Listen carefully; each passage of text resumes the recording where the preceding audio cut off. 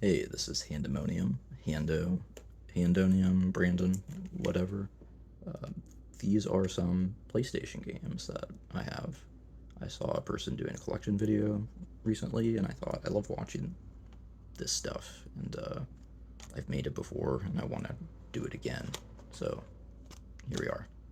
So my first game in stack is Destiny 2.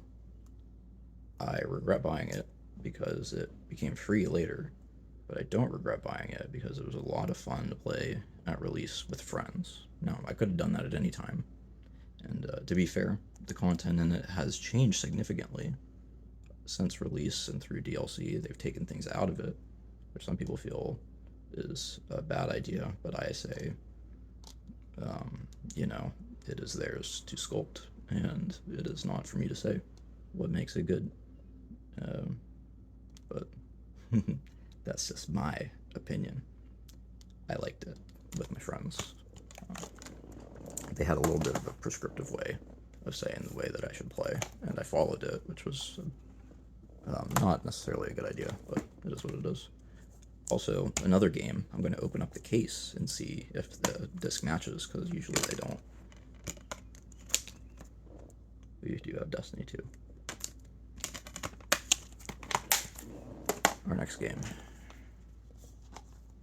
Kingdom Hearts 3. Played this one and the DLC all the way up till the end. I did enjoy it as an action game. I wish I hadn't binged on it like I did, perhaps. But it was a good end to the trilogy. I think it was a fitting end. Yes.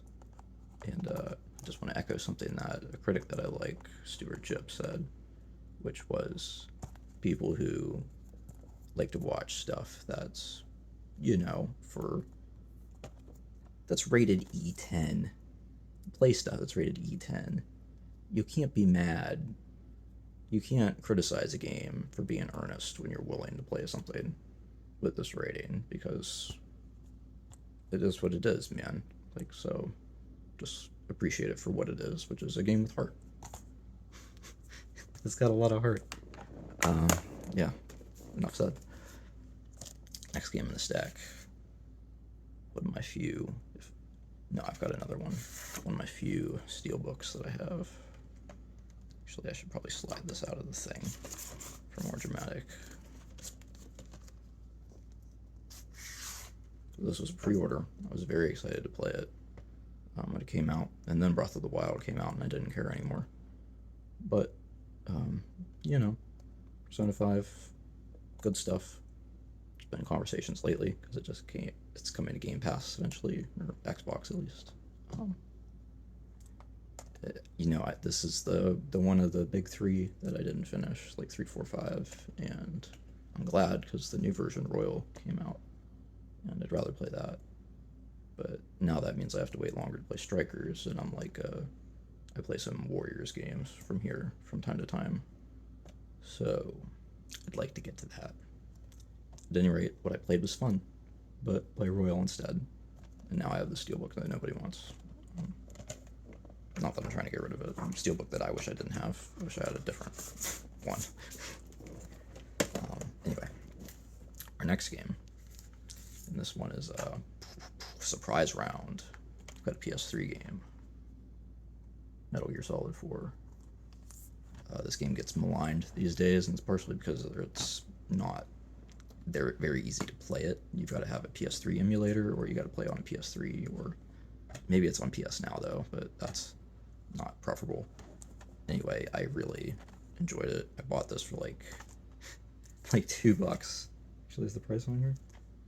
$5. I bought it for $5 right before, like a month before it went on PlayStation Plus, which it is what it is, as I always say. I really enjoyed it. I played the first and the second one again. I skipped the third because I just wasn't really feeling it as much.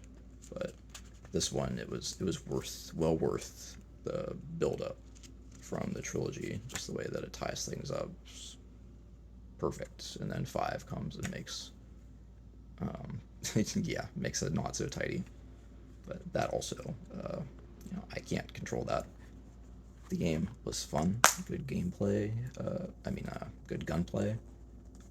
good stealth, like it measures up to the rest of the series, and it's got good graphics. The cast does a great job. A bunch of people come back.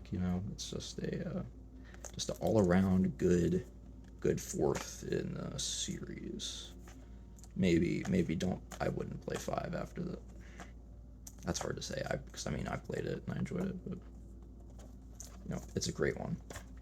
Don't skip it, even though it's easy to skip now because it's hard to get to. Another PS3 game, Asura's Wrath. Didn't finish this one, but I played it.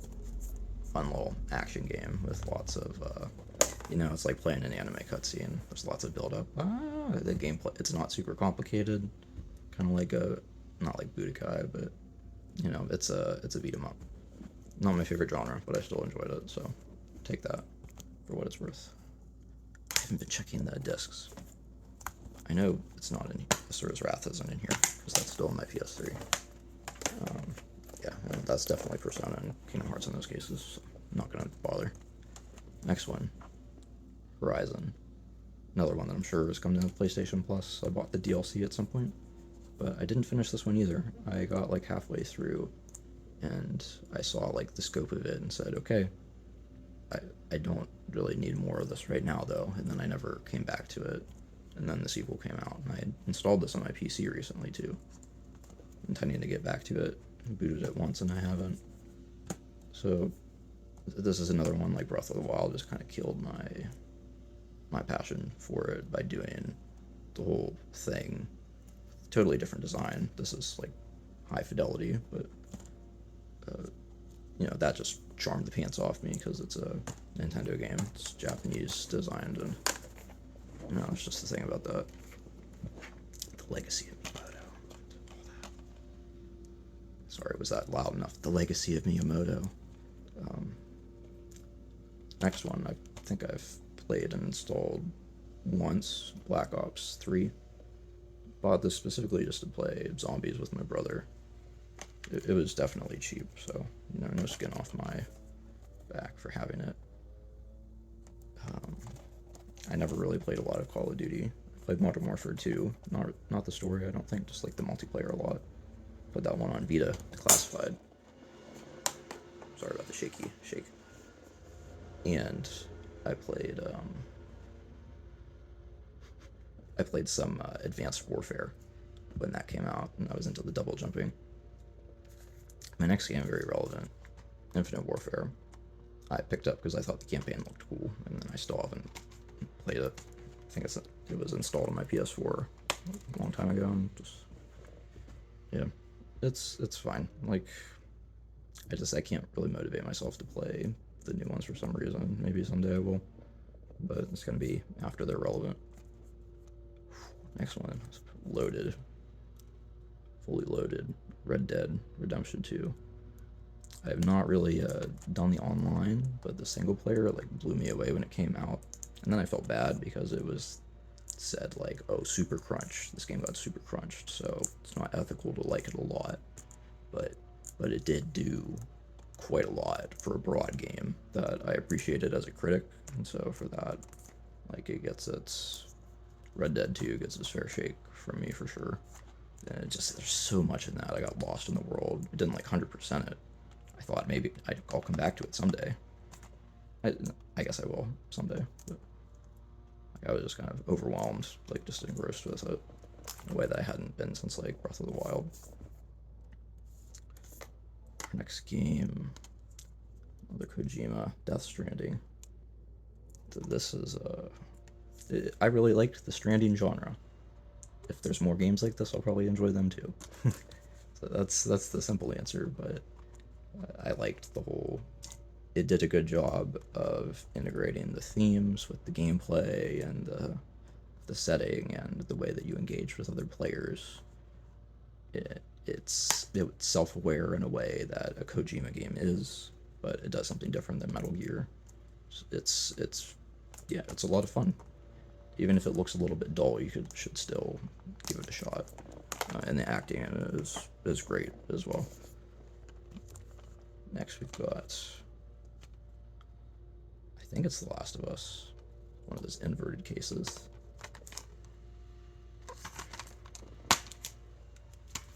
The Last of Us Part 2. Sorry, excuse me. Cool game. It was sad. It did some gamey things that only games can do that also made me sad, which I always appreciate, but it's kind of a spoiler what it is. But it's towards the end of the game, and if you know me, the kind of stuff I like, you'll know what I'm talking about. It incorporates music in a nice way. Gameplay is very, very similar to the first, just built on a bit. And I like the first, don't get me wrong. It wasn't super innovative, but it was a very competent shooter, which made me think about things story-wise and how it related to the main character. And this one did too, for different reasons. So I recommend it. Maybe don't. Or, play the first one too. First one's good. I don't know why I was going to comment on the TV show. I don't really care about it. Spidey. Na. I've been playing the remastered and Miles Morales, but I did play this first, and yes, I was just I was hooked on it while I had it, and I remember I was looking for a job too, so that wasn't a great thing. Really good characterization, made me, it was just a good Peter. I liked the older Peter model before they replaced it in the remastered version. He just had, he looked more appropriate for the age they were given.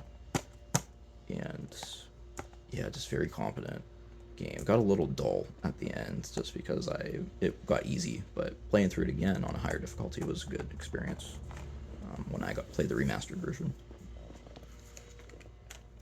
Our next game is Injustice 2. One of the few European games in my collection, because I got this from my buddy Moody. I bought it, and now it's been like free on PlayStation Plus and stuff forever, and I didn't really play it except once or twice, so thanks for the game, Moody.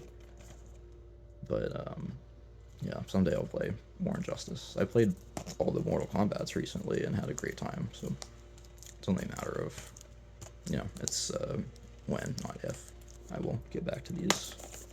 Probably the first Injustice, because I didn't play that much either. Next, we've got, one of my favorites in this pile, at least, is The Last Guardian, just because it's, like, special. I like Shadow of the Colossus and Eco a lot, and so I was looking forward to this, and then the reviews said, hey, it's decent, and I thought, that's good enough for me, I'll enjoy it, but I waited for it to go on sale, and, yeah, finally saw it used for good, yeah, $16, more than fair. And I really enjoyed it. This little puppy. You know how it's gonna end, right? Like it's obvious, but or not how it's gonna end. I don't even necessarily remember. I was fine with it though. Was I fine with it?